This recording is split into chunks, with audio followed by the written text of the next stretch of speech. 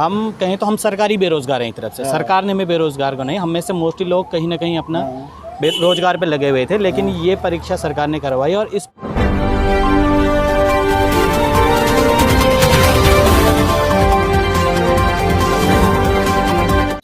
नमस्कार, मैं वकील अहमद, आप देख रहे हैं आज भारत। आज मैं बलबीर रोड पर भाजपा के कार्यालय, प्रदेश कार्यालय पर यहाँ पर मौजूद हूँ और तस्वीरों में आप देख ही लेंगे कि मैं जो है ना भाजपा कार्यालय पर यहाँ पर मौजूद हूँ। और मेरी मौजूदगी का यहाँ पर होना इस वजह से भी है कि कहूँ कि यहाँ पर कुछ बेरोज़गार युवा पोस्टर लगाते हुए फिर रहे हैं, और पोस्टर वो क्यों लगा रहे हैं वो भी हम आपको बताएंगे। और इन चलते चलते जो है ना मैं आपको ये भी बता दूं कि उत्तराखंड को बने हुए लगभग 21 वर्ष पूरे हो चुके हैं, लेकिन बेरोज़गारी और शिक्षा और इसके अलावा और भी बहुत सी ऐसी समस्याएं अभी तक ज्यों की त्यों हैं। रामपाल जी, ज़रा पीछे की तस्वीरें आप दिखाइएगा कि ये जो पोस्टर लगाए जा रहे हैं, सुनो मंत्री सुनो, राजकीय प्राथमिक विद्यालय कब होगा हमारा उद्धार। अब ये क्यों लगाए जा रहे हैं, क्यों इसके पीछे जो है ना क्या कुछ है, क्योंकि मैंने आपको पहले ही बताया था कि उत्तराखंड को बने हुए लगभग 21 वर्ष पूरे होने को हैं, और उत्तराखंड के जो बेरोज़गारी है अभी तक जो है ना अपनी चरम पर है। चरम पर क्यों है? क्योंकि सरकारें आती हैं जाती हैं और एक लॉलीपॉप युवाओं को दे देती हैं। अगर पिछले थोड़ा सा बैकग्राउंड की बात की जाए तो 20 या 21 वर्ष का अरसा कम नहीं होता, क्योंकि ये एक पूरी जवानी का एक टाइम होता है। अगर ये भी बात सरकारें कहती हैं कि अभी उत्तराखंड बना है और नया प्रदेश है, तो इस बात को भी कहना ठीक नहीं होगा। युवा मेरे साथ मौजूद हैं, थोड़ा सा ये कि बताइए आपको जाना। रामपाल जी, थोड़ा सा तस्वीरें आप दिखाइए। उत्तराखंड द्विवर्षीय डाइट DLD BTC प्रशिक्षित बेरोजगार संगठन, ये 2017 में शायद बना था। हाँ, 19 में ट्रेनिंग। नई नारा, एक ही नारा एक ही सूक्ति, डाइट DLD। और ठीक है, चलिए मैं आपसे जो है ना सीधे भी बात कर रहा हूँ। रामपाल जी, जो है ना एक उत्तराखंड की बेटी भी मौजूद है। आओ बेटे, इधर आओ, इधर आओ, इधर। क्या नाम है आपका? मेरा नाम गुंजन रावत है। गुंजन, कितनी उम्र हो गई होगी आपकी? 26। एक उम्मीदें अपने प्रदेश में रहते हुए ये रहती हैं कि हाँ हमें रोज़गार मिलेगा।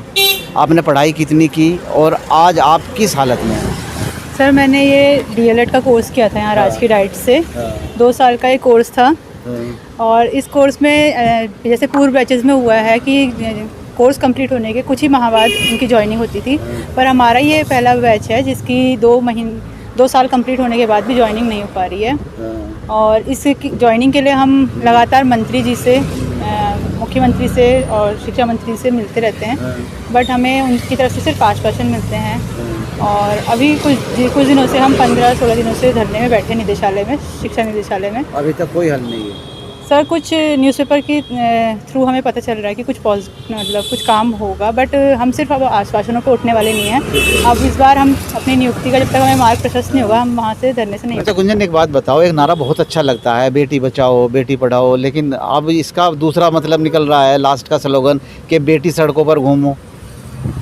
सर, सड़कों पर घूमो इसका मतलब ये नहीं है, मतलब अपने अधिकार के लिए हम बेटियों को, बेटी हो चाहे बेटा हो, उनको आवाज़ तो उठानी पड़ेगी। और मतलब हम ये नहीं कह सकते कि बेटी सड़क पे घूम रही है। वो अपने अधिकार के लिए, चाहे घर पे होती है चाहे बाहर होती है, अपनी आवाज़ के लिए, अपनी आवाज़ उठाने के लिए उसे कहीं भी आना पड़ता है, चाहे वो बेटा हो चाहे बेटी। तो ये कब तक चलेगा? सर, हमारा जो धरना है वो अब तभी उठेगा, तभी ख़त्म होगा जब सरकार की तरफ से हमें कुछ अपने लिए नियुक्ति का काम होता हुआ नज़र आएगा। और इससे पहले हम सिर्फ आश्वासन पे धरना नहीं उठाएंगे, क्योंकि इससे पूर्व हमें कई आश्वासन मिल चुके हैं। ठीक है, चलिए और लोग भी। क्या नाम आपका? रमाकांत, उम्र का इस वक्त जवानी की दहलीज पर हो, और ये टाइम एक सेटलमेंट का होता है, और आप सड़कों पर घूम रहे हो। सरकारें आश्वासन देती हैं, क्या पूरे होते हैं?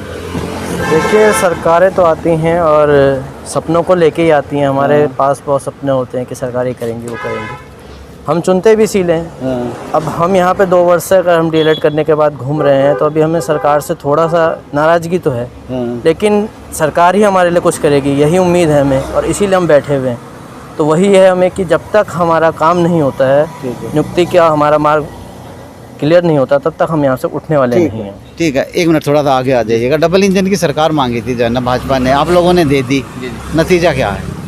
नहीं सर, आपके सामने दिख ही रहा है सर, हम कि हमें रोडों में आ गए हैं। हमको 2 साल तक ट्रेनिंग दी गई थी कि हम बच्चों का जो है उज्जवल भविष्य करें और बच्चों की जो है शिक्षा को बेहतर बनाएं। मगर आप देख ही रहे हैं कि सरकार और जो हमारे विभाग है इनकी शीतलता के कारण हम आज रोड में खड़े हो रखे हैं, आंदोलनकारी बने हुए हैं, अनशन कर रहे हैं, रात को सड़कों पर हैं। मैं खुद पौड़ी गढ़वाल से 3 जून को देहरादून में आया हूँ। ठीक है, इस बीच में हम मुख्यमंत्री से, अपने शिक्षा मंत्री से कई बार मिल चुके हैं, कई बार आश्वासन मिल चुका है हमें, मगर वही बात है कि मतलब आश्वासन ही चल रहा है। ठीक है, 1 मिनट बेटे आगे आओ ज़रा। उज्जवल भविष्य की ये जीती जागती तस्वीर है, इसकी आंखों के अंदर मायूसी है और इंतज़ार इस बात का है कि जो ये आप लोग जो है ना एजुटेशन कर रहे हैं ये कब पूरा हो। थोड़ा सा बता दो जो है ना ये कब तक चलेगा, क्योंकि उम्मीद पर वैसे तो दुनिया कायम है, आप कब तक रहोगे? सर हम सोच रहे हैं हमारी ये भर्ती सितंबर या अक्टूबर तक पूर्ण हो जाए। इसके लिए हम तब तक डटे रहेंगे जब तक कि हमारा पूर्ण रूप से मतलब ये आश्वासन तो हमें अब चाहिए ही नहीं, हमें अब ये पूरे मार्ग हमारा साफ हो जाए और ये निश्चित हो जाए कि हमारी नियुक्ति होने वाली है। अच्छा, घर वाले पूछते होंगे कहाँ हो, क्या जवाब हाँ देते जी हो? सर, बिल्कुल पूछते हैं और हम रोज़ यही जवाब देते हैं कि हाँ हमारा काम, आश्वासन तो ही मिल रहा हो रहा है और हम तब तक ही बैठे रहेंगे जब तक कि हमारा काम नहीं हो जाता। चलिए ठीक है। सर अपना परिचय, मैं नाम आपका भूल गया हूँ थोड़ा सा। पंकज रंगवाल सर। पंकज जी, आप मुझे एक चीज़ बताइए, कितने लोग जो है ना आप लोग हो जो एजुटेशन में शामिल हो, और क्या उम्मीदों पर ही जो है ना एक उत्तराखंड की परिकल्पना आप करते हैं या कुछ और भी आप लोगों ने सोचा है कि भाई जो है ना हमारी तो जवानी ऐसी जा रही है, अब बच्चों को क्या जवाब देंगे, आगे शादी भी होनी है, माँ बाप भी हैं? सर हम पूरे प्रदेश में 519 लोग हैं जिन्होंने ये प्रशिक्षण पूरा किया है और अभी हम लगभग 150 की संख्या में निदेशालय में अपनी मांगों को लेकर बैठे हुए हैं और सरकार से हमें पूरा विश्वास है क्योंकि सरकार ने ही हमें प्रशिक्षण करवाया है और अब सरकार की नैतिक जिम्मेदारी बनती है कि जिनको उन्होंने प्रशिक्षित किया उन्हें नियुक्ति भी दे।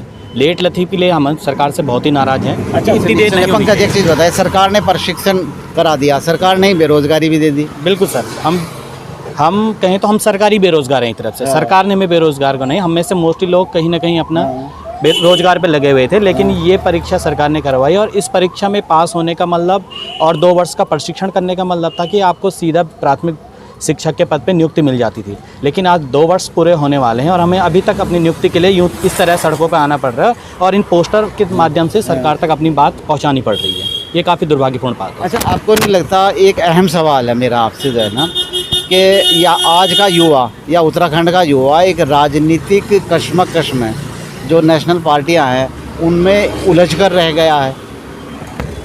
सर पार्टियों में उलझने की बात तो मैं नहीं कहूँगा, लेकिन जहाँ हमारे अधिकारों का हनन होगा। नहीं, आप लोगों से चुनाव के वक्त जो है ना बड़े बड़े वादे भी किए जाते हैं, आप लोगों से पिछली बार भी वादे किए गए थे।